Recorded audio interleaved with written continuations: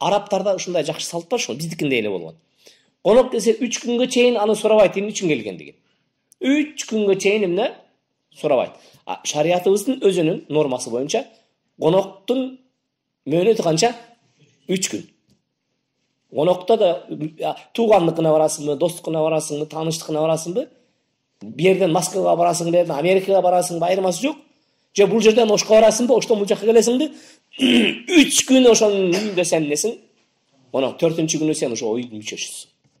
Аны менен чогуу чыгып, короосун шыпырып, гүлүн түйүн жумшартып, анча-мынча ашып калган шактарды кыркып, анча-мынча келип калган ашыкча бир мал келишти, келип калса аны айдап чыгарып, кадимкидей ошол жерден не кыла берген?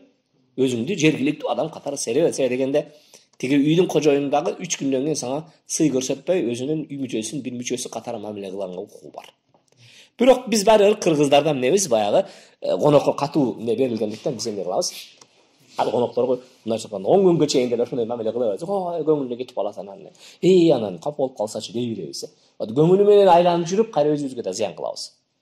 Жок, эгерде бизде норма болсо, анда ошол норманын негизинде эч ким эч нерсе капа болбойт эле да, себеби дегенде, мына ошондой адамдардын жашоосу үчүн туура негиз берген, адамдарга туура бар багыт берген, адамдардын жашоосуна бир ыңгайлуулук сунган каада салттар болсо, мына ошол биздин каада салттарыбыз.